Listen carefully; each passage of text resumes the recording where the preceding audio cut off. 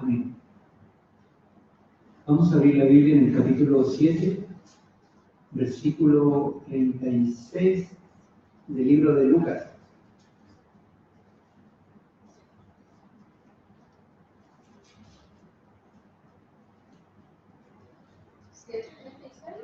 ¿7? 36.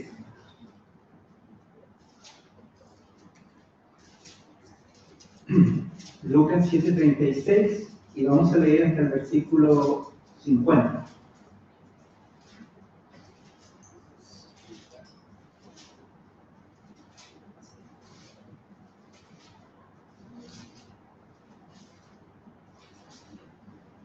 Lucas 7:36 a 50.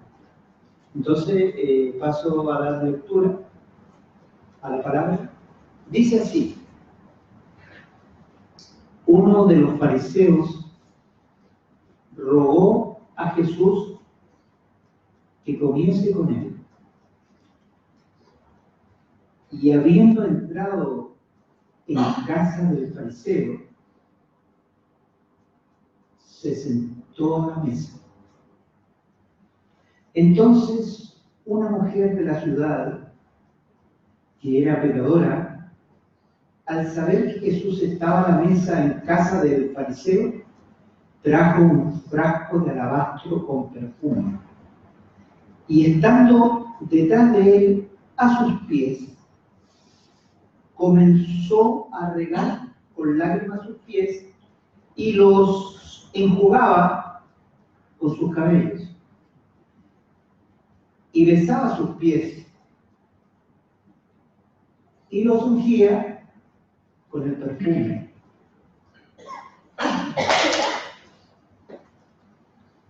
Cuando vio esto el fariseo que le había convidado, dijo para sí: este, si fuera profeta, conocería quién y qué clase de mujer es la que le toca, que es pecadora. Entonces, respondiendo Jesús, le dijo: Simón, una cosa tengo que decirte. Y él le dijo: di, maestro. Un acreedor tenía 2 deudores. El uno le debía 500 denarios y el otro 50. Y no teniendo ellos con qué pagar, perdonó a ambos. Di, pues, ¿cuál de ellos le amará más? Respondiendo Simón, dijo: pienso que aquel a quien perdonó más. Y él le dijo: rectamente has juzgado. Y vuelto a la mujer, dijo a Simón: ¿ves esta mujer? Entré en tu casa y no me diste agua para mis pies, mas esta ha regado mis pies con lágrimas y los ha enjugado con sus cabellos. No me diste beso, mas esta desde que entré no ha cesado de besar mis pies. no ungiste mi cabeza con aceite, mas esta ha ungido con perfume mis pies. Por lo cual te digo que sus muchos pecados le son perdonados, porque amó mucho. Mas aquel a quien se le perdona poco, poco ama. Y a ella le dijo, tus pecados te son perdonados. Y los que estaban juntamente sentados a la mesa comenzaron a decir entre sí, ¿quién es este que también perdona pecados? Pero él dijo a la mujer, tu fe te ha salvado, ve en paz. Acompáñenme, hermanos, ahora. Padre, bendigo tu nombre y te alabo, pues al leer tu palabra, Señor, te damos gracias porque siempre tu palabra nos alumbra. Alumbra nuestros pies para dar el siguiente paso. Y en este día permite que ella, Señor, nos alumbre para que te podamos seguir. Glorifica tu nombre en medio de mis hermanos y en medio de aquellos que escuchen esta palabra por cualquier medio. Señor, abre los oídos, alumbra la mente y abre el corazón de par en par. Porque tú dijiste que aquellos que practicaran tu doctrina sabrían si tú venías de Dios. Permite que aquel que escuche tu palabra pueda ser alumbrado en su mente y su corazón abrir para que tu doctrina, Señor, manifieste frutos en cada corazón. Encomiendo todo oído a ti y yo mismo, Señor, para que al abrir mi boca me sean dadas palabras de gracia para edificación de tu casa, que es la iglesia. Gracias, Padre, en el nombre del Señor Jesús. Amén. Amén. Hermanos, la historia que acabamos de leer es una de las muchas historias que aparecen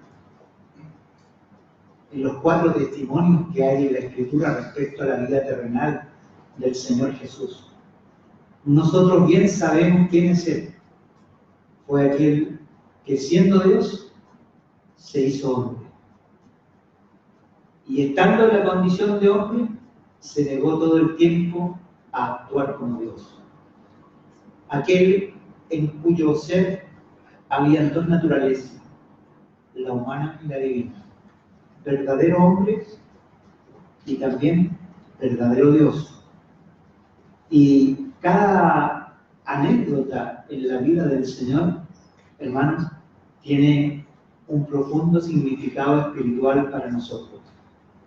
Y hoy día se nos presenta delante nuestro este cuadro que muestra a una mujer que recibe una noticia. Recibe la noticia que en casa de un fariseo, una de las sectas judías muy apegada a la Biblia, a las escrituras del Antiguo Testamento, invita a Jesús a su casa y lo invita a almorzar o a comer. ¿No?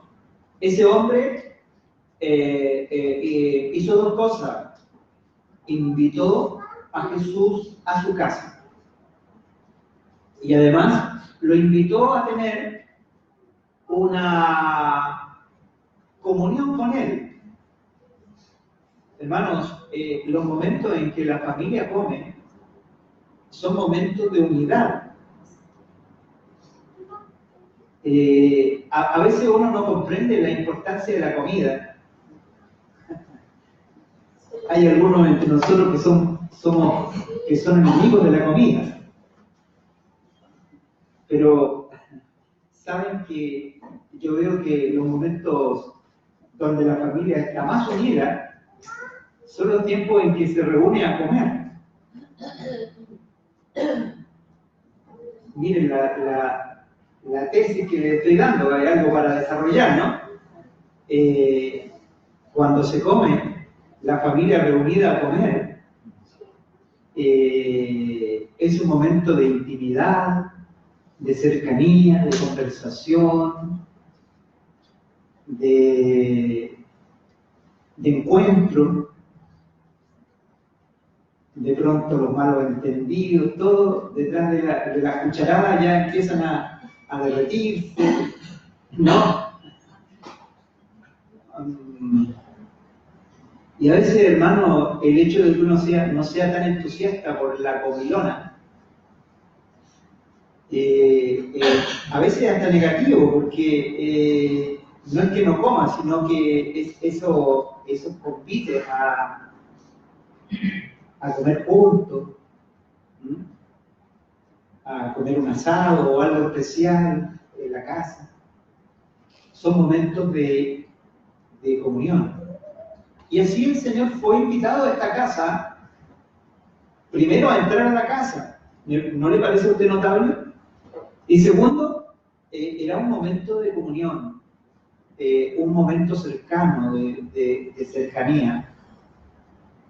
Pero hay algo, hermanos, que se atraviesa en medio de la comida, algo que al dueño de casa no le gusta para nada, y aún manifiesta en él lo rápida que es nuestra mente para juzgar, ¿no? Y él juzga que en medio de la reunión de almuerzo en su casa, una mujer que no ha sido invitada, aparece en medio y se sitúa detrás del Señor, porque en ese tiempo la gente no se sentaba en silla para comer, sino que se recostaba alrededor de una mesa que era muy baja.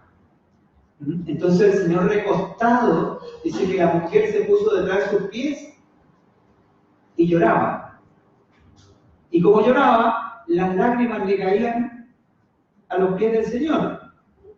Y como la mujer no quería molestar al Señor, se los secaba con sus cabellos. Y luego le besaba los pies. Y luego, hermanos, le ungió los pies con un perfume carísimo.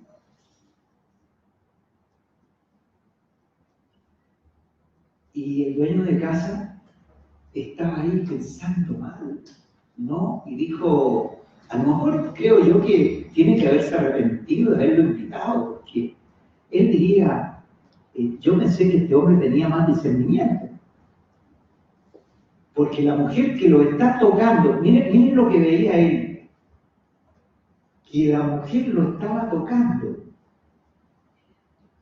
Y él sabía que la mujer que lo estaba tocando era una mujer de mala reputación. No dice la Biblia, pero dice, era una mujer pecadora de la ciudad. Lo más probable es que fuera una persona, una mujer que practicaba la prostitución. Y era conocida por todo el mundo como una prostituta, ¿no? Y esa mujer es la que a los ojos de él lo estaba tocando. Entonces él está escandalizado. Quizás pensaría, ¿valió la pena invitarlo? Está deshonrando mi casa. No. Él vio algo, sus ojos le estaban mostrando algo y él, su mente rápidamente estaba empujando. Pero cuando tiene la mujer, la Escritura dice que cuando ella supo que Jesús estaba de visita en la casa del fariseo, a ella no le importó nada. Tomó el frasco de perfume y se metió a la casa del fariseo sin ninguna invitación. No tenía invitación, no era invitada, pero eso no le importó a ella, hermanos. No le importó. Ella llegó y entró y ubicó a Jesús y se puso detrás de ella, de él, a sus pies, a llorar a secarlo los pies, a besarlo y a ungirlo con perfume. Ese es el cuadro, hermanos. Ahora, yo quisiera decirles algo más respecto de información de la mujer. Aunque la Escritura no dice cuál es su origen, yo pienso que este pasaje de la Biblia está unido con el capítulo 8, versículo 1 del libro de San Juan, donde el Señor Jesús estaba enseñando en el templo y algunas personas religiosas de Israel le llevaron a una mujer que según ellos había sido sorprendida en el acto mismo del adulterio. Y era efectivo que el libro de Levítico dice que en ese caso era necesario apedrear.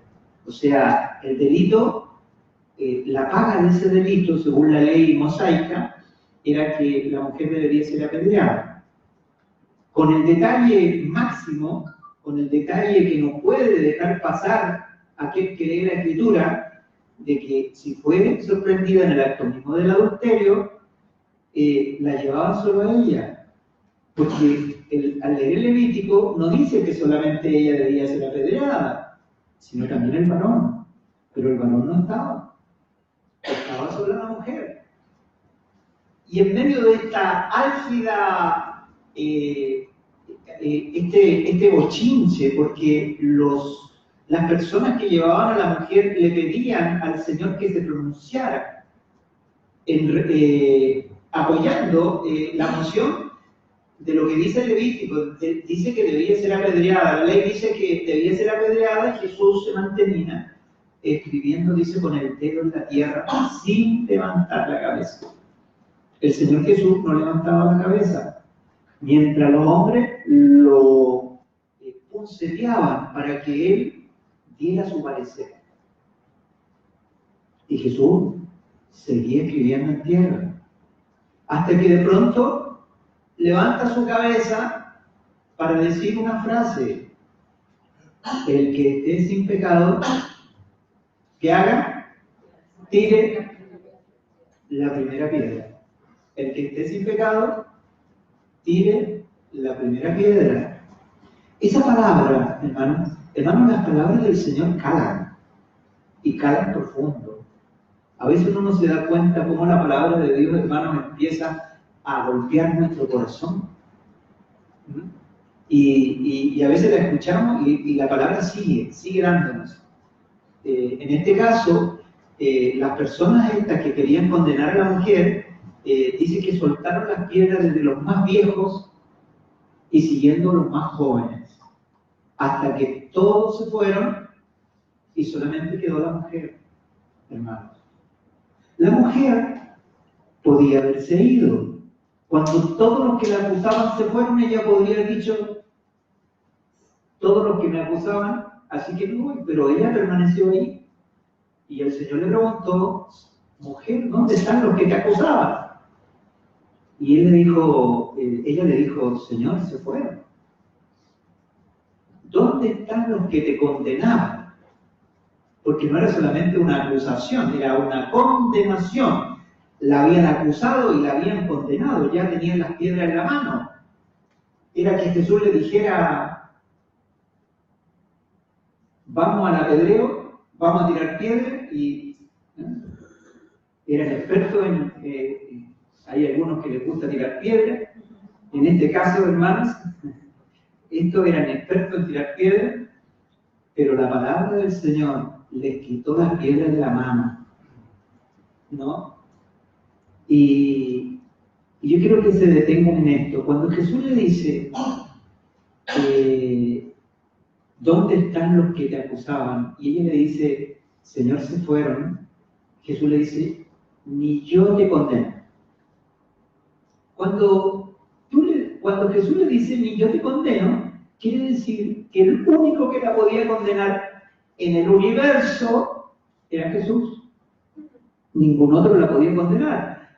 El único que la podía condenar en ese momento le dijo, ni yo te condeno. Cuando le dice ni yo te condeno, cuando usted ante el juez y el juez no te condena, quiere decir que tú te puedes ir para la casa. ¿Me entiendes? O sea, el Señor la perdonó. Ni yo te condeno. La frase podría haber quedado ahí, hermanos. La historia podría haber quedado en ese momento. Pero Jesús añadió una frase más. Le dijo, ve y no peques más.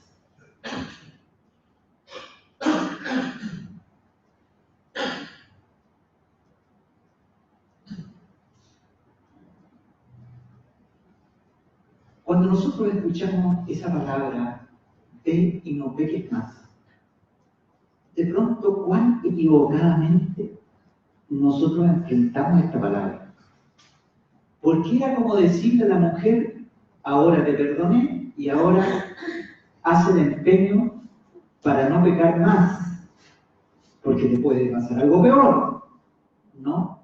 Pero hermanos, detrás de esa palabra, ve y no peques más, está un misterio glorioso que el pueblo de Dios tiene que conocer.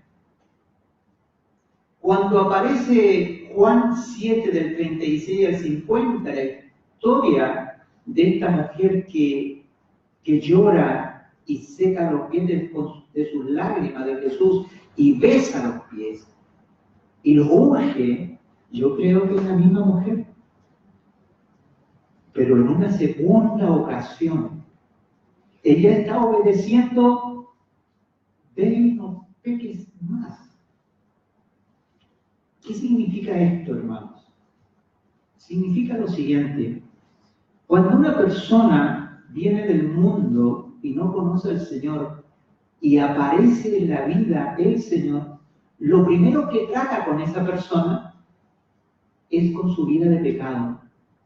Estemos a cuenta, ¿no? Lo primero que trata es estemos a cuenta. Esto está prefigurado en la Biblia a través del altar de bronce, cuando nosotros tratamos el tabernáculo, ¿se acuerdan? El altar donde se hacían los sacrificios. Ese altar donde se hacían los sacrificios representa la cruz de Cristo. O sea, una persona que viene de afuera, con lo primero que se encuentra, estando lejos de Dios y no teniendo la capacidad de pagar la deuda inmensa que tiene con Dios, Dios le muestra la cruz. Y cuando le muestra la cruz, le está diciendo, la deuda está cancelada. Mira la cruz, levanta sus ojos.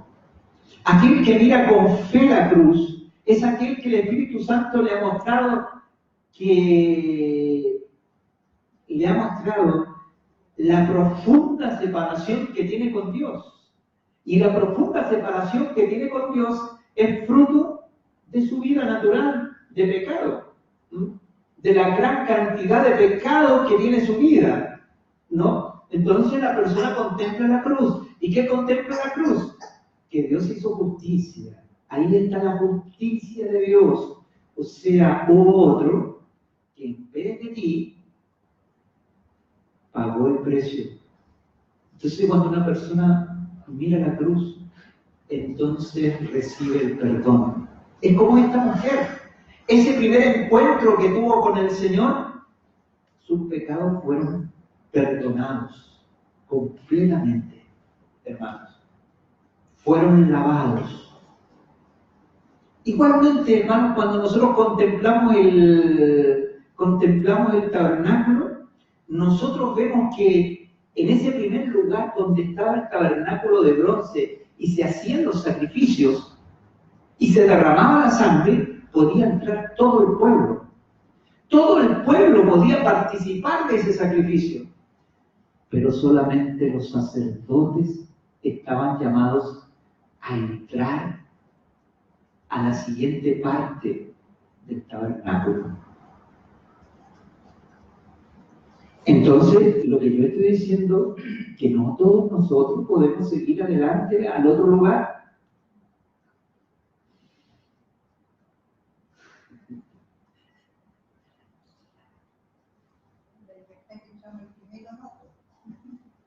Hermanos, nosotros somos sacerdotes. Yo les quiero contar que la Iglesia universalmente es un pueblo de sacerdotes. En Israel había una de las tribus de Israel, que era la tribu de Leví, donde estaban los levitas y la clase sacerdotal. Pero en la Iglesia, todo creyente es un sacerdote. Miren la buena noticia que les estoy contando. Por lo tanto, lo primero que pasa en la vida de un creyente, hermanos, es que se encuentra con Jesús y mirando a la cruz, el creyente ve que Jesús murió por sus pecados, hermanos. Y el creyente recibe el perdón por el solo hecho de levantar su vista por fe y recibir a Cristo por la fe. Así se recibe a Cristo. Tus muchos pecados te son perdonados. ¿Qué mérito hiciste? Ni uno. ¿Quién hizo el mérito? El que murió por nosotros en la cruz. Pero hermanos, la vida del creyente no termina ahí, no conduce ahí. La vida del creyente, hermanos, sigue, es la invitación a seguir al siguiente paso, ¿no? ¿Y cuál es el siguiente paso? Hermanos, el siguiente paso de la vida de un cristiano es la santidad. Lo primero en la vida de una persona, hermano, con lo primero que se encuentra es con la salvación. En la cruz. Cuando descubres que Cristo murió por él y que Dios te perdonó tus pecados. Pero, hermano, en la invitación del Señor al creyente, cuando le dice a la mujer, ve y no peques más, es una invitación a la santidad. ¿Se fijan? A la ausencia de pecado en la vida. Entonces, el sacerdote judío tenía que llegar al siguiente lugar. ¿Y qué era lo que pasaba en el siguiente lugar, hermanos? Miren lo que pasaba en el siguiente lugar.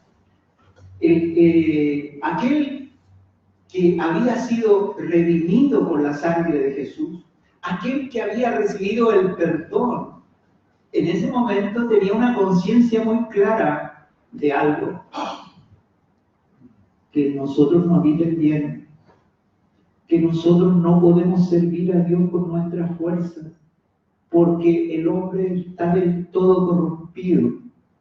Y como está del todo corrompido, no es que ahora nosotros vamos a dar consejo para que tú seas un buen cristiano. Cuando una persona ha nacido de nuevo, hermanos, hay dos caminos que se abren, que son caminos falsos. ¿Cuáles son estos dos caminos? El primer camino es el camino del legalismo, donde nuestra conciencia se abre para dirimir entre lo bueno y lo malo. Y nos hacemos expertos bíblicos, como este fariseo, ¿no? Que dijo, la está tocando. ¿Se fijan? Y somos estrictos. Y somos estrictos con nosotros mismos y con los demás. ¿Se da cuenta? Y el nuevo nacimiento, hermano, se pierde. O sea, el creyente se pierde en el legalismo. No hagas, no tomes, ni gustes. Y lo justificamos estudiando la Biblia. Y en vez de la Biblia ser un instrumento de bendición, la Biblia empieza a ser un instrumento de maldición. Y quiero que me entiendan, porque la usamos para juzgar a otros y también a nosotros. ¿Se dan cuenta? Y nos hacemos los jueces de otros y de nosotros mismos. Hermanos, el camino del legalismo es, hermanos, un camino falso. No es el camino de Dios. Por otro lado, también tiene la tentación, cuando una persona nació de nuevo, el camino del liberalismo. ¿Qué dice el camino del liberalismo? Hermano, el camino del liberalismo dice, Dios me conoce, Dios sabe cómo soy, por lo tanto peco. Dios sabe que yo tomo. Dios sabe que yo miento. Dios sabe que yo tengo este genio, Dios lo sabe. ¿Cierto? Y entonces es como que Dios me ama como yo soy. Quiero decirte que es así. Dios te ama. Pero Dios no ama como tú eres.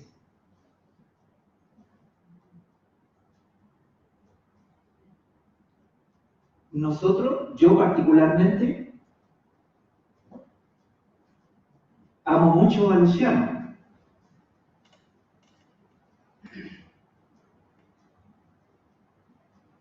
Que Luciano es mi nieto. Pero a veces, hermano, hace cara de cera el Luciano. Y uno después se ríe, pero en el momento no se ríe. O sea, el Señor es igual, el Señor nos ama. Pero cuántas veces aborrece lo que hacemos, hermano. ¿Se fijan ustedes? O sea, cuando uno dice, no, el Señor sabe, me ama a mí. Sí, te ama a ti.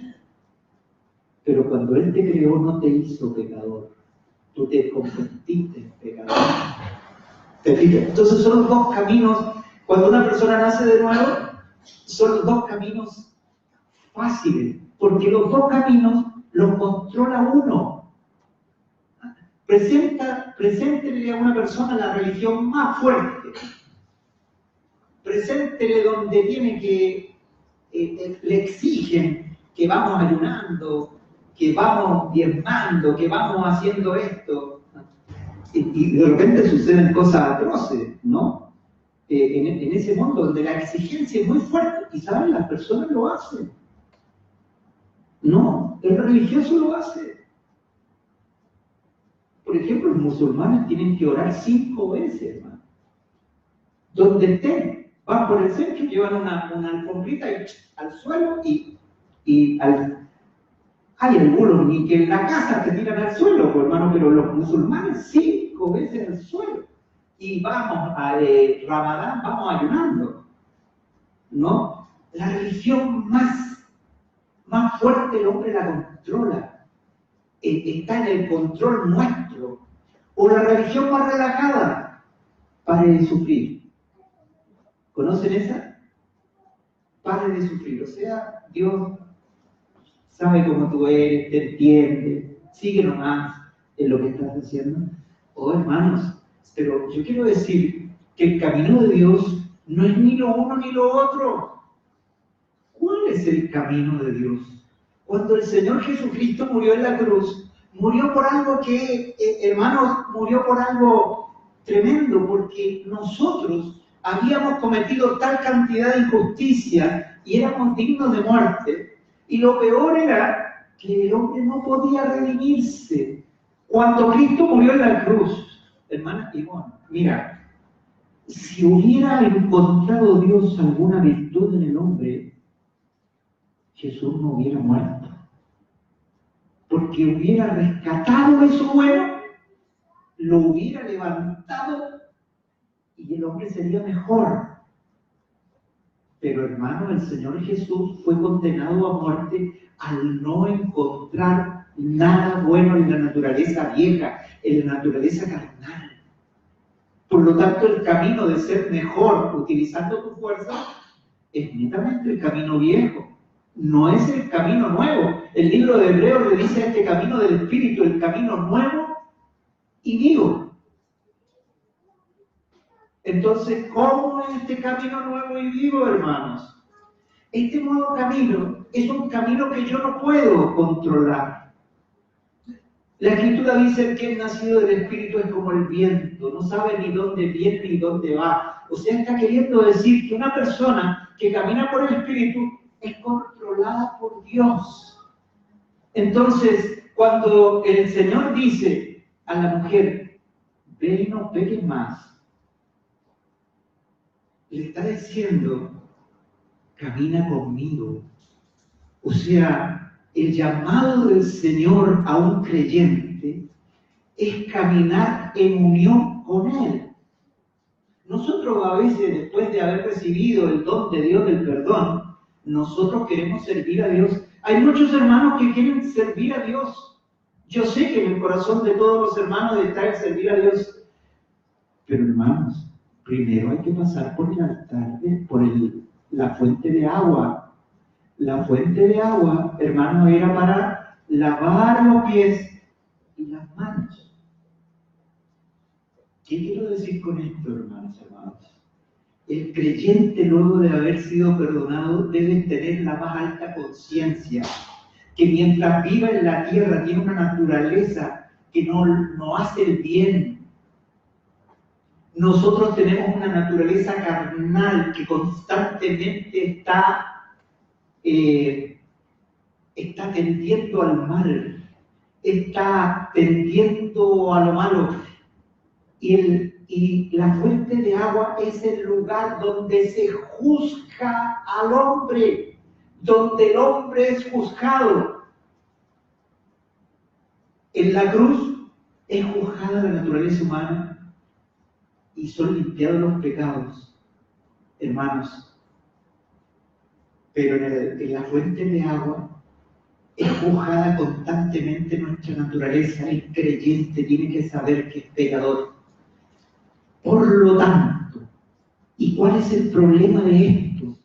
Que para caminar con Jesús tiene que ser en limpieza.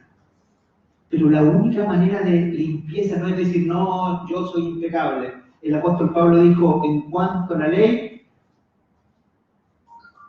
usó la palabra irreprochable. ¿No es cierto?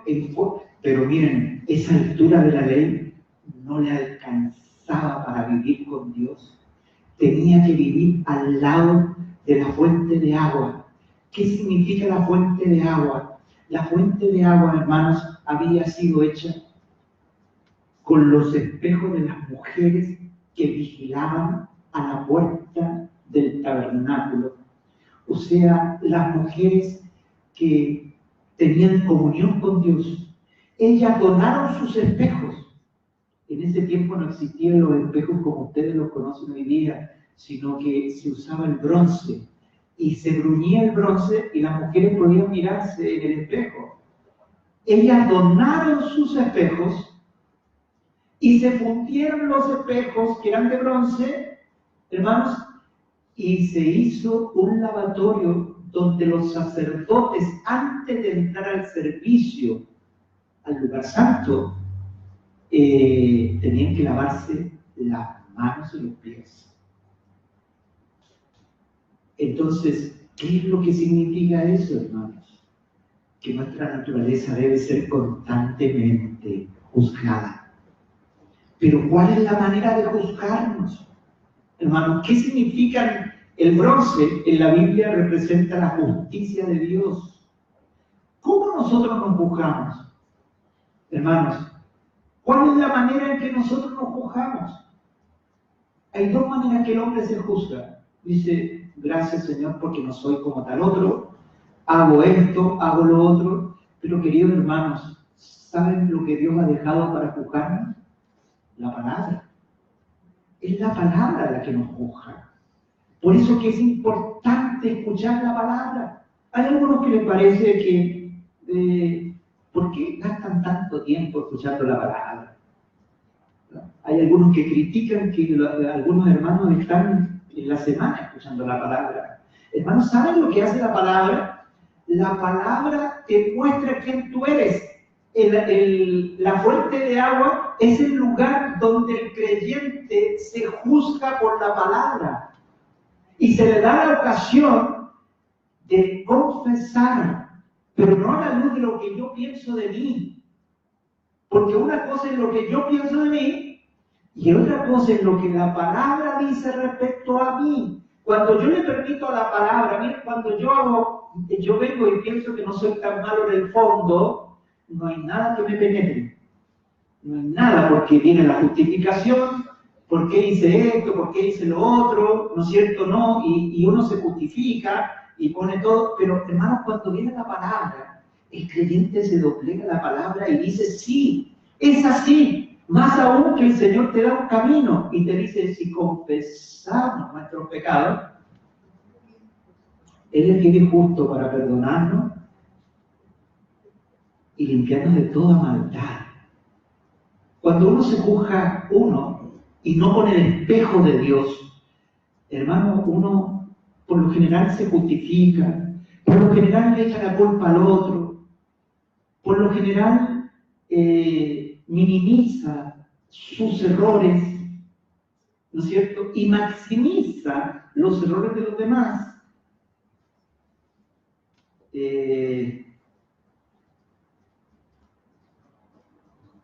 Pero cuando tú ves la palabra es objetiva, la palabra te va a hablar y te va a decir quién eres. ¿Para qué te va a decir quién eres, hermanos?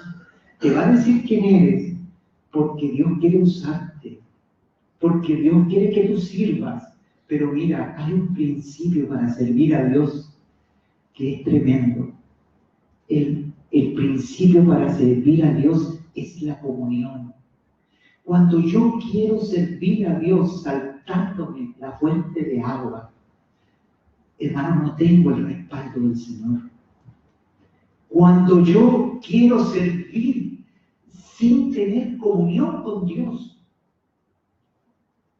sin haber restablecido mi comunión con Dios a través de la confesión, a través de conocer que mi naturaleza constantemente está traicionándome. Por eso la Escritura le llama este cuerpo de muerte. El apóstol Pablo le llama a este cuerpo de muerte y él quiere ser librado de este cuerpo de muerte. Siendo él el apóstol Pablo. ¿Y por qué él decía eso? Porque él sabía, hermanos, que tenía una naturaleza que era un enemigo. Nuestra naturaleza carnal es enemigo. Y yo se lo quiero probar. ¿Usted se ha propuesto orar? ¿Usted se ha propuesto leer la Biblia? ¿Usted se ha propuesto ayunar? ¿Usted se ha propuesto tomar un camino? Y yo le voy a decir antes que usted me diga, cada vez que usted se propone algo, sucede lo contrario. Porque se levanta el gran enemigo que usted tiene, que es el hombre natural. El espiritual quiere orar. El carnal tiene muchas otras ocupaciones. El espiritual quiere leer la Biblia, pero la carne le muestra tantas cosas, hermano. Entonces, hay una batalla del creyente. Entonces, ¿qué sucede? Cuando un creyente no va a la fuente de agua, se queda en el altar de bronce, se queda en el atrio, no alcanza a pasar a servir, porque no se puede servir si primero no hay lavamiento. No se puede servir si primero no hay lavamiento, porque en el lavamiento se juzga que la naturaleza humana no puede servir a Dios. La carne es. Lo que se necesita es un servicio espiritual. Y para que haya un servicio espiritual, nuestra naturaleza debe estar constantemente juzgada. Y la forma de juzgarlo es por fe. No es que tu carne no diga, no, ahora yo voy a hacer lo contrario. Porque el Señor sabe tu fragilidad. Y como Él sabe tu fragilidad, nos ha dado, hermano, una fuente de liberación. ¿Cuántas veces tú has sufrido por haber ofendido al Señor en situaciones y lo ofende hoy día, lo ofende mañana y pasado? Dice, no, yo tengo mal genio, así que hice mal. Pero ahora ya nunca más voy a hacer mal genio. Como ese hermano que dijo, un día dijo, la Escritura dice que no tengo que echar garabato. Llamó a la esposa y le dijo, mijita, mire lo que dice aquí, no voy a echar más garabato. La esposa lo escuchó, sabía que no iba a ser así. A la media hora, el empleado que tenía el hermano hizo algo equivocado y lo subió, lo bajó, lo dejó caer. Y cuando estaba en medio de su ira, la esposa le sale al encuentro, como nos pasa a todos, hermano. La primera que nos sale al encuentro es la esposa, para decir lo bonito que somos.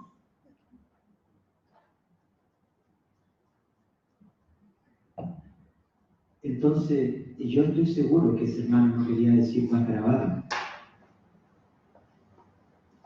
Pero hermanos, cuando uno no juzga su naturaleza y recurre a la gracia, ¿quién recurrir a la gracia? A la provisión de Dios, a ser franco con Dios y decir, yo digo grabado, yo fumo.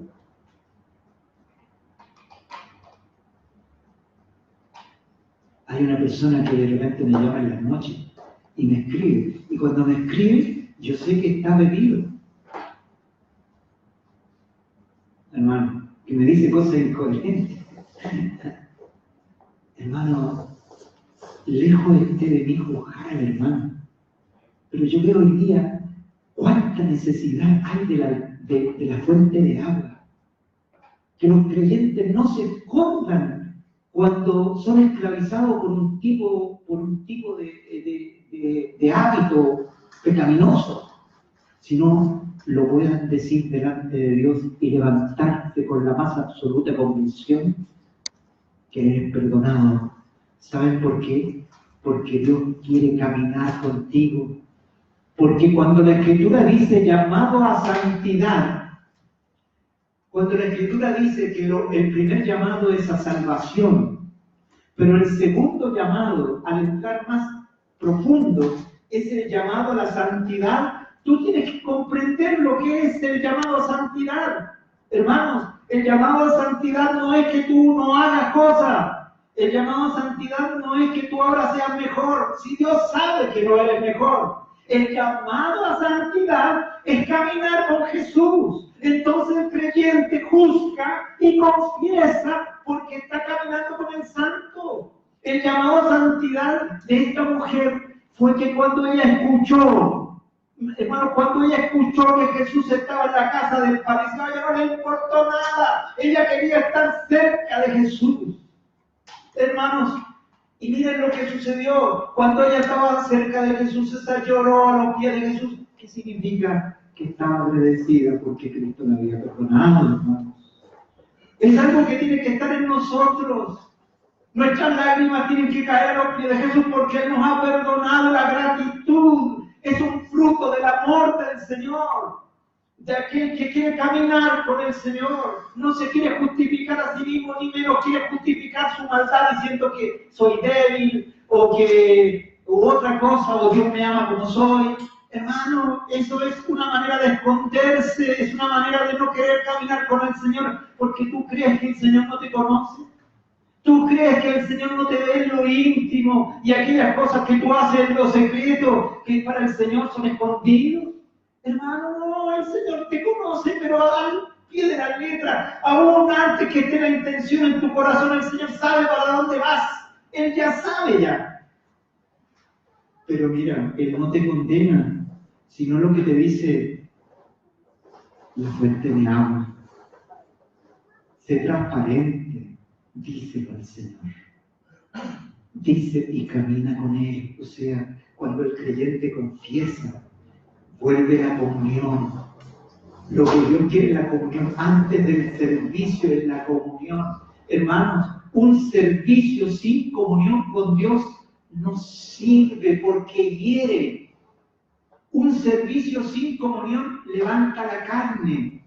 Hace que el hombre piense que es mejor de lo que el Señor quiere o le da otras tareas que el Señor nunca le ha dicho que haga.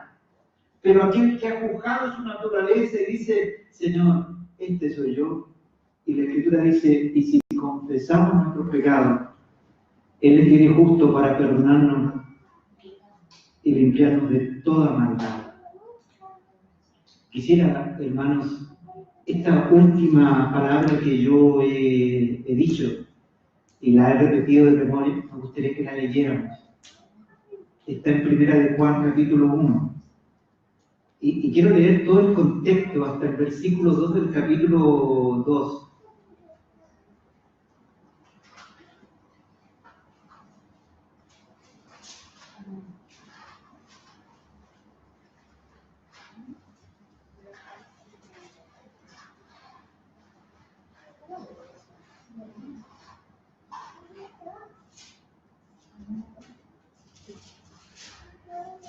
Desde el versículo 5. Miren lo que dice. Este es el mensaje que hemos oído de él y os anunciamos.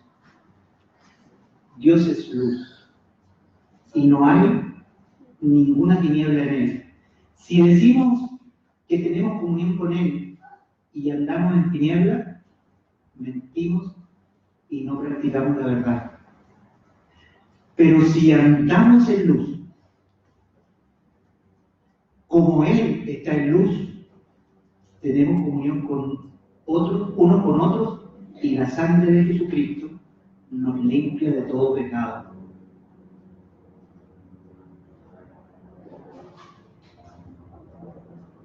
Quiero que se den cuenta que la condición para ser limpio por la sangre de todo pecado es si andamos en luz.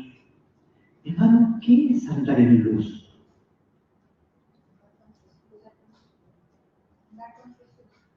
Lo que hizo esta mujer, supo que Jesús estaba en la casa y quiso estar con él. Hermano, andar en luz significa que tú tienes comunión con Jesucristo.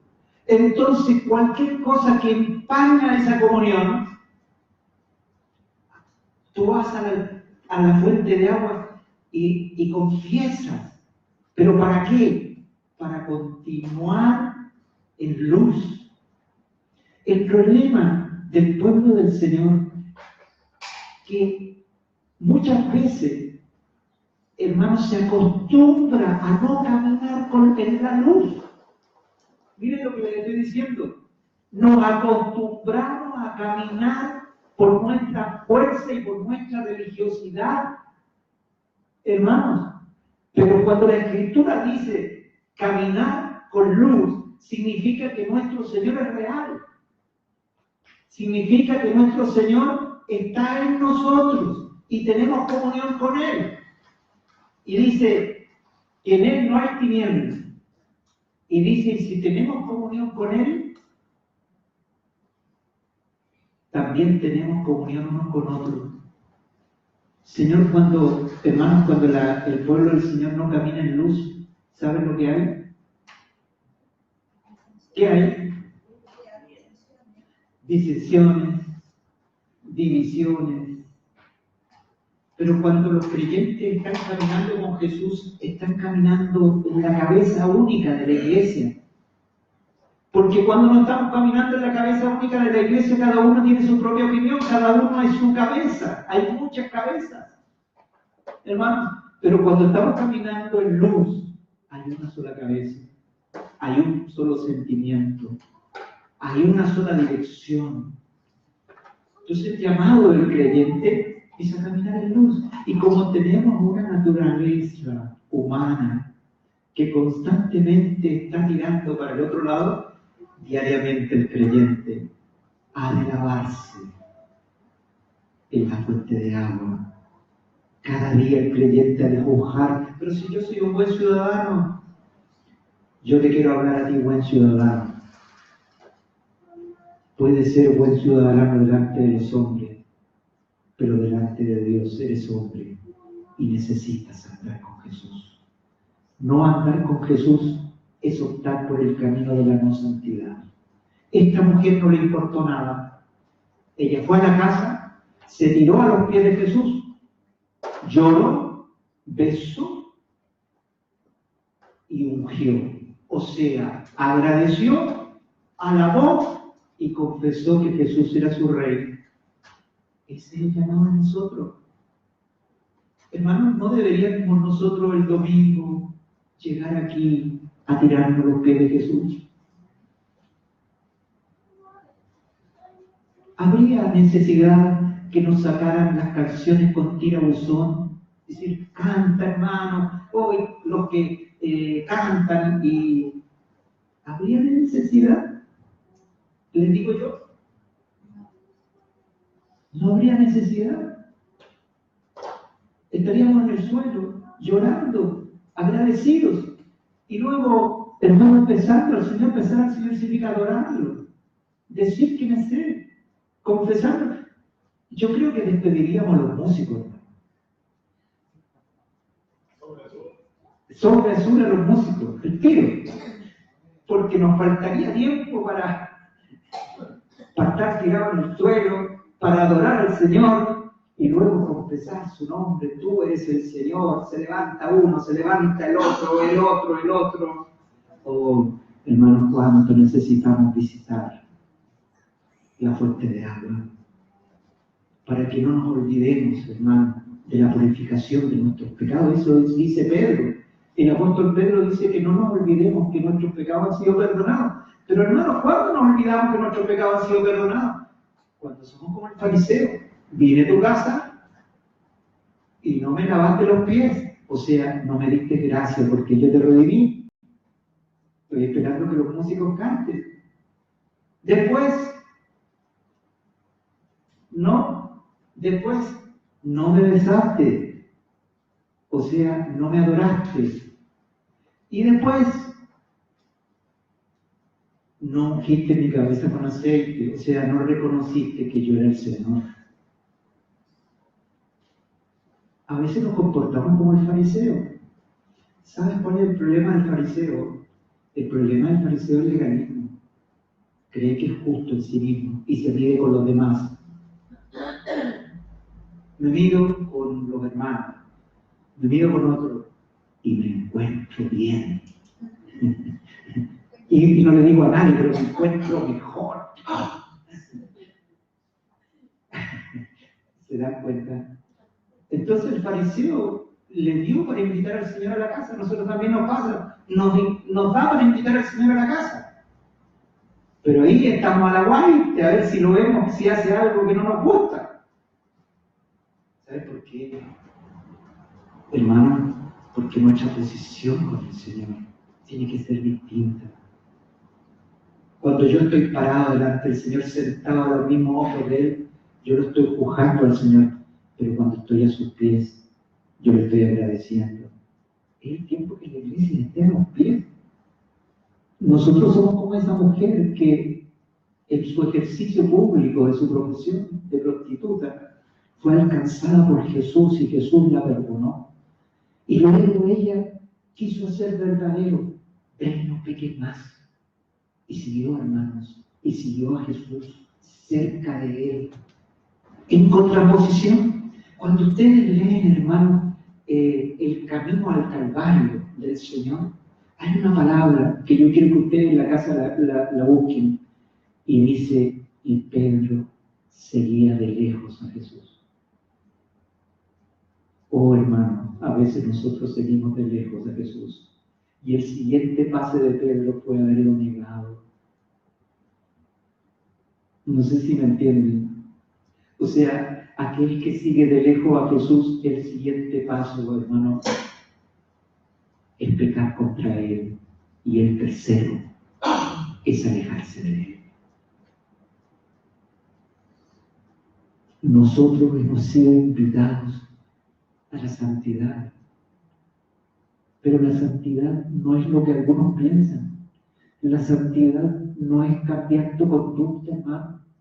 La santidad es caminar con Jesús de cerca, porque el cambio de conducta es fruto. Cuando los apóstoles empezaron a predicar, los religiosos decían de ellos, se nota que anduvieron con Jesús. Lo que Dios quiere es que se note, hermanos, que se note que tú andas con el Señor. Entonces eso te da la autoridad para servir. Servicio sin comunión no sirve para nada, hermanos. Un hermano que tiene dones, pero que se ha olvidado de la fuente de agua, se ha olvidado que es frágil, que es débil, que tiene una naturaleza mientras esté en este cuerpo, que va a traicionar a Jesús. Tiene que estar cerca cada día para decir quién es y decirle al Señor sus pecados y caminar de esa manera con Jesús. Ese hombre, esa mujer puede servir al Señor. La comunión antecede al servicio y no al revés. No que tú vas a servir al Señor y después vas a tener comunión con Él. Una persona que no tiene comunión, hermano, no está capacitado para servir.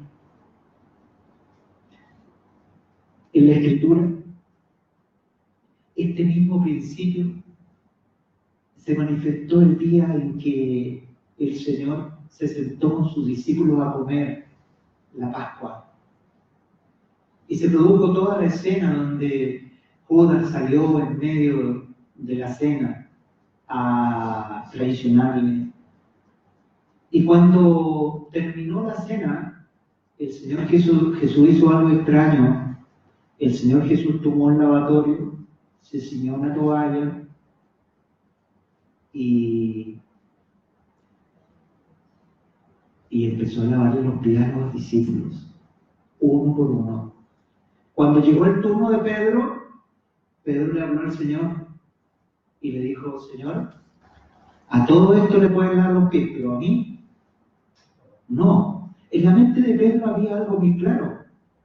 Él sabía quién era Jesús. Era el Cristo, era el Rey. ¿Cómo el Rey le iba a él a lavar los pies? Entonces dijo: Señor, no. Y Jesús le dice algo misterioso. Le dice: Pedro, si yo no te lavo, no tienes parte conmigo. Entonces Pedro dijo: Señor, lávame el cuerpo, lávame las manos, lávame la cabeza y todo mi cuerpo. Jesús le dijo: el que está limpio no necesita sino lavarse los pies.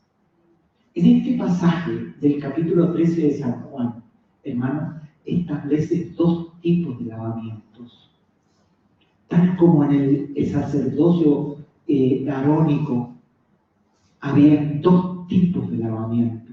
El uno era producido cuando empezaba su labor y era único, nunca más, era único. Y el otro era cuando tenía que entrar al lugar santo, cuando se tenía que lavar las manos y los pies. Para nosotros igual, hubo un lavamiento único. El que está bañado no necesita volverse a bañar, ya está bañado. Lo único que necesita es lavarse los pies. Hermano, esto a lo mejor a nosotros nos parecerá difícil de comprender, pero en el tiempo de Cristo era normal, porque en las casas no existían baños para bañarse. Aunque ustedes no lo crean, era así. Cuando uno quería bañarse, tenía que ir a los baños públicos. Tenía que ir a los baños públicos, entonces se bañaba, bien bañado, se ponía su chaquita, ¿no es cierto?, y su vestido, y partía para la casa. Pero cuando llegaba a la casa, los pies estaban llenos de polvo, porque la caminata hasta la casa, entonces la casa se lavaba los pies y quedaba completamente limpio. Ustedes entienden la figura, hermano. El Señor nos lavó completos cuando murió por nosotros en la cruz.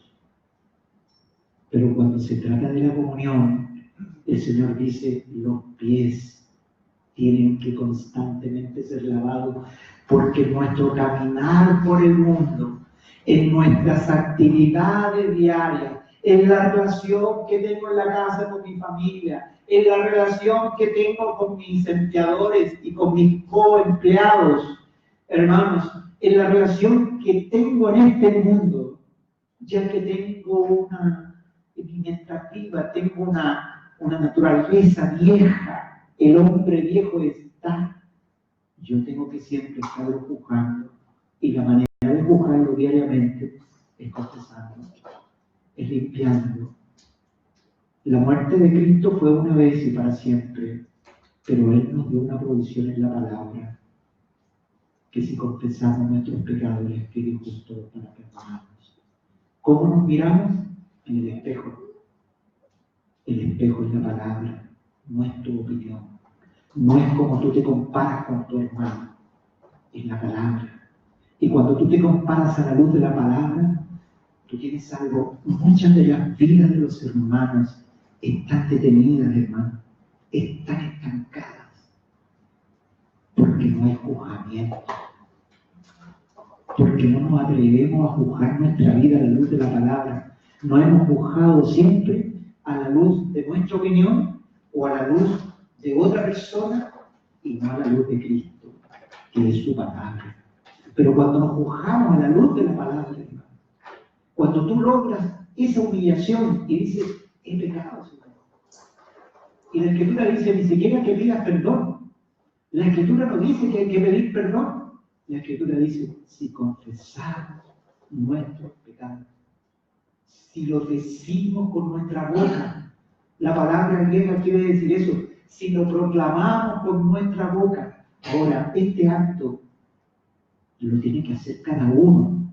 El sacerdote judío era individual, tenía que sacar agua del lavacro y lavarse los pies y las manos. Aquí es lo mismo, tú tienes que sacar esa agua por la palabra y tú lavarte. Y hay cosas que te tienen estancado porque siempre te has presentado como víctima. Escúchame lo que te voy a decir, te has presentado como víctima, pero tú has pecado. Tú no eres víctima, tú pecaste. ¿Qué va a hacer el Señor? Te toma el dedo y te empieza a meter el dedo en la llaga. No, hermano, el Señor te lo dice porque es más simple para vivir con Él si confesamos nuestros pecados. Él es fiel y justo para perdonarnos y limpiarnos de toda maldad. En este tiempo, como nunca, yo he orado que el Señor me enseñe a caminar con Él. Y hay dos cosas factores que inciden en este caminar con Cristo. Hermanos, y es que Dios te muestre sus caminos. En este tiempo el Señor nos está mostrando sus caminos. O sea, el Señor nos está diciendo, yo quiero que tú camines. Santidad es caminar conmigo. No es que tú tenías mal genio y ahora me esfuerzo por tener buen genio. Hermano, eso tienes perdida la cosa, porque tu naturaleza siempre va a tirar con eso. Y lo que Dios quiere es que tú camines con Él. Y cuando tú camines con Él, el genio de Cristo te va a traspasar. Eso es lo que Dios quiere. Entonces, lo primero que Dios nos muestra es sus caminos. Y a veces Dios nos muestra sus caminos, pero hay una diferencia. Dios muchas veces te muestra sus caminos, pero otra cosa es andar por los caminos. Cuando yo le digo, enséñame a andar contigo, Señor, le estoy diciendo las dos cosas. Señor, no me permitas ser superficial y mediocre. No me permitas quedarme conforme con esto. Yo quiero lo profundo, yo quiero lo tuyo. No me permitas solamente ver algunos aspectos, yo quiero ver el aspecto completo. Pero luego que he visto el aspecto completo, Señor, yo quiero caminar contigo. No quiero solamente quedarme en la teoría, sino que yo quiero caminar junto a ti. Y sabes, cuando uno empieza a hacer esta oración, tú empiezas a fracasar. Tú empiezas a mostrar, nosotros aquí en Chile decimos, a mostrarle el hacha. Empieza a mostrar quién tú eres. Y lo importante es que tú sepas quién eres. ¿Sabe para qué? Para que tú valores caminar con Jesús. Esta mujer decidió, no importa lo difícil, no importa que Jesús estaba en la casa del fariseo, pero me meto allá. Hermano, a veces el camino para seguir al Señor es difícil, pero aquel que quiere caminar con Jesús va a meterse en la casa del fariseo. Aquel que quiere caminar con Jesús, hermano, lo va a seguir hasta la cruz. Aquel que quiere caminar con Jesús va a confesar, va a decir quién es, va a ser transparente, nunca más se va a justificar. Hermano, el Señor no te quiere condenar por los errores y pecados que has cometido, pero Él quiere que tú hagas lo correcto, porque Él sabe que tú eres frágil, Él sabe que todavía el viejo hombre está viendo en ti, pero todas esas como lo malo, ese ser que constantemente está tirando cosas malas, ¿quién la sabe? La única salida es el perdón que hace el Señor y te permite vivir con Él, hermano. Vivir con Cristo es muchísimo mejor aquí en la tierra y junto a Él en el cielo. Hermano, ¿cómo será nuestra vida junto al Señor en el cielo si aquí en la tierra no hemos aprendido a caminar con Él? ¿Cómo creen que será? Yo quiero aprender aquí a caminar con Él. Y caminar con Él me sirve para todo. Me sirve para estar aquí delante hablando acerca de Él, me sirve para lo más difícil, relacionarme con mi esposa, me sirve para otras cosas, relacionarme con los hermanos, son cosas difíciles. ¿Ah? Qué gozoso es caminar con Jesús.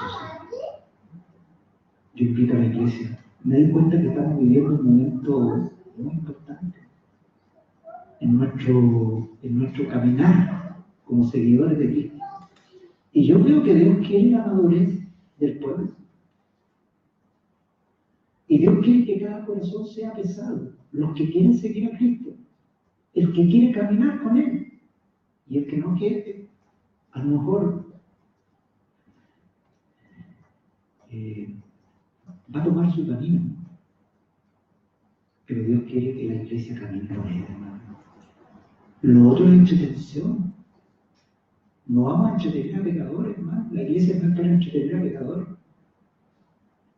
Sino la iglesia es para estar a los pies de Jesús, besar sus pies y ungir su cabeza. Bendito el Señor para siempre, hermanos. La paz del Señor.